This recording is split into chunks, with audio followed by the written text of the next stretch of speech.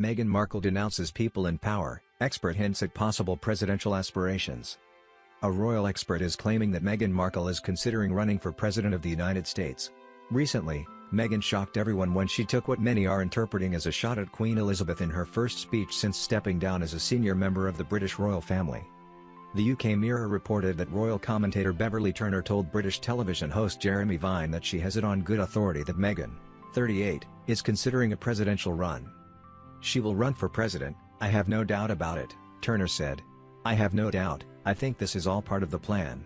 It may not be very soon but it will be."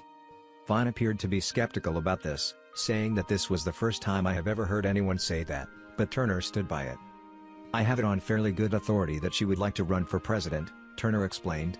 "There may be worse presidents, I would like to see a mixed-race woman in the White House, I would. I don't know whether woke wins elections, that is the problem here," Vine replied. "What do you mean by woke? Opinionated?" Turner asked, to which Vine said, "Woke is not aligning with where consensus is now, I suppose that is the thing." During Meghan's speech at the Girl Up 2020 Leadership Summit this week, Meghan hit out at the treatment by those in the corridors and places of power, seemingly referring to the Queen. This was her first official speech since leaving the royal family. "I want to share something with you," Meghan said. "It's that those in the halls and corridors and places of power, from lawmakers and world leaders to executives, all of those people, they depend on you more than you will ever depend on them. And here's the thing, they know this. They know that all of you, at a younger age than any modern comparison, are setting the tone for an equitable humanity. Not figuratively, literally," she added. "This is a humanity that desperately needs you. To push us, forcefully in a more inclusive, more just, and more empathetic direction. To not only frame the debate, but be in charge of the debate, on racial justice, gender, climate change, mental health and well-being, on civic engagement, on public service, on so much more," Meghan continued. "That's the work you're already out there doing." If Meghan were to run for president, she would undoubtedly do so as a Democrat, as she has made no secret about her disdain for Donald Trump and her love for woke liberal ideologies. Eden Confidential, Westminster Abbey will not ring its bells for Meghan Markle's birthday next month, but will for Princess Anne 11 days later. Oh, no. Will this give the Duke and Duchess of Sussex yet another reason to be resentful? I hear that Westminster Abbey will not ring its bells for Meghan's birthday next month. To add insult to injury, it did ring them for the birthday of beleaguered Prince Andrew in February, even though he'd stepped down from royal duties. They are due to ring for Princess Anne's birthday, 11 days after Meghan's, and they will chime again to celebrate the Duchess of Cambridge turning 39 in January. A spokesman for the Abbey, where Prince William and Kate were married in 2011, tells me, the bells are usually rung to mark the birthdays of senior members of the royal family, and through the line of succession to the Duke and Duchess of Cambridge and their children. However, Harry is sixth in line to the throne, 2 places ahead of Andrew. Meghan currently lives with Harry and their 1-year-old son Archie in an ultra-luxury Beverly Hills hideout that belongs to Hollywood tycoon Tyler Perry, after moving from Canada to LA in March. The couple left Britain to stay in a $14.1 million waterfront mansion on Vancouver Island in Canada last Christmas. They carried out their last public royal duty before walking away from the monarchy at the Commonwealth service at Westminster Abbey on March 9th. It comes as royal author Tom Quinn told the Daily Star that while the Duke of Sussex doesn't hate LA, he is struggling to find his role in the US. He said Harry getting swept up in Meghan's positive energy has always been a problem in their relationship. Harry just feels slightly lost because he is now experiencing in America what Meghan was experiencing here, said Tom. He went on to explain that while Harry was swept along by Meghan's positive energy when they tied the knot in May 2018, he has since been struggling to fill the days in LA. It's always been a problem. Early on in the relationship, Meghan is a dynamo, she's full of positive energy that would sweep Harry along, but once the honeymoon is over, you still have to fill the days. The author went on to claim that after speaking to sources close to the couple, he believes Harry is really struggling with his living situation, and is finding it difficult to find work. He added that while he doesn't hate living in the US, he is experiencing the same confusion the Duchess of Sussex faced while living in the UK. Earlier this week, the Duchess faced criticism from London-based veteran royal photographer Arthur Edwards, 79, who claimed she had no intention of living in the UK after marrying Prince Harry. He alleged that staying in the UK was not in Meghan Markle's plans, despite spending £2.4 million of taxpayers' money to refurbish Frogmore Cottage. Speaking on talk radio, he explained, all that house refurbishment at Frogmore and the money that they spent on that, she had no intention of staying here. Arthur, who has been photographing the Duke of Sussex since the day the royal was born, also describes seeing a change in Prince Harry's behavior towards the media. Unfortunately for the last couple of years, he has gone completely sour, he said. He didn't talk to me for a year. I have been photographing him since he was born, and it was down to her. He went on to explain how the media requested to organize a meeting with the Duchess on 3 occasions, but it never happened.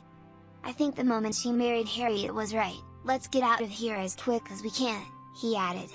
I mean, it was ridiculous. After heading to LA at the start of the pandemic, the photographer claimed the way in which Meghan changed clothes and went straight to Heathrow Airport to fly to Los Angeles suggests she had no intention of staying in the UK. He added, it's not in her plans and she is dragging Harry along and unfortunately, he's gone along with it. It comes just days after the photographer claimed Prince Harry's criticism of the Commonwealth shows he has lost the plot and should stop listening to his wife. Prince Harry and Princess Beatrice's relationship explained. In a move that might be considered a true sign of the times, Princess Beatrice and her fiancé, Edoardo Markle Denounces, surprised the world after news of a secret wedding ceremony came to light on July 17, 2020, in lieu of the traditional royal family fare. As of this writing, public reaction has seemingly been positive.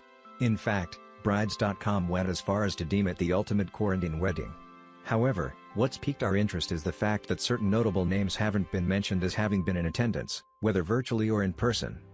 The private wedding ceremony of Princess Beatrice and Mr. Edoardo Markle Denounces took place at 11 a.m. on Friday 17 July at the Royal Chapel of All Saints at Royal Lodge, Windsor, a palace statement read, via CNN. While the statement omitted whether Beatrice's father, Prince Andrew, who has been embroiled in various controversies, was in attendance, it listed other members of the royal family who were able to witness the nuptials. The small ceremony was attended by the Queen, the Duke of Edinburgh and close family, per the statement.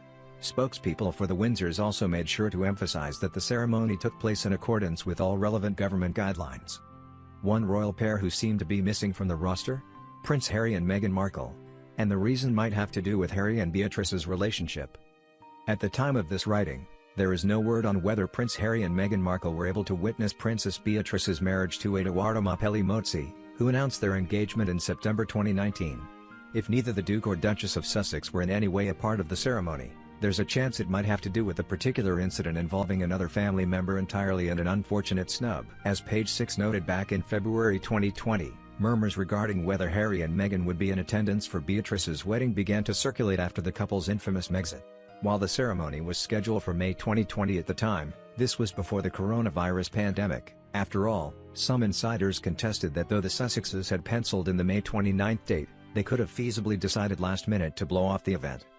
The trouble with Harry and Meghan is that they think they are bigger than the institution, one anonymous source disclosed to Page 6 at the time.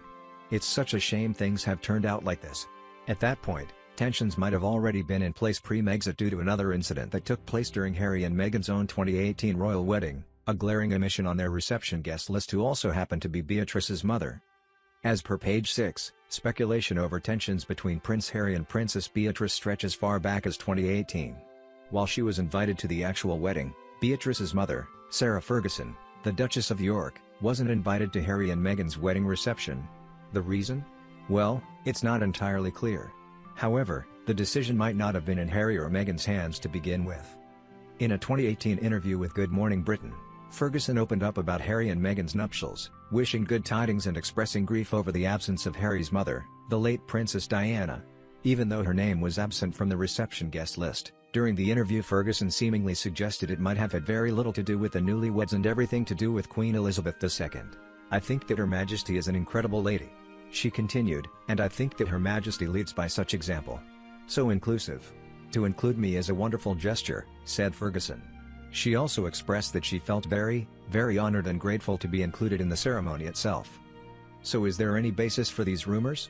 Have Harry and Beatrice really had a falling out? At best, it seems to be pure speculation. Meghan Markle, Prince Harry could be expecting a second baby, source. Prince Harry and Meghan Markle seem to be delving right into their new life with not just big professional plans but also some major personal decisions. According to sources cited by Hollywood Life, the Duke and Duchess of Sussex might be planning for another baby as the timing seems to be perfect for both of them. An insider close to the pair revealed that while the two are secretive, their friends wouldn't be taken aback if they found out about this decision of theirs. Meghan and Harry haven't made any sort of pregnancy announcement to their friends, but that doesn't necessarily mean they aren't, because they're very secretive, said the source.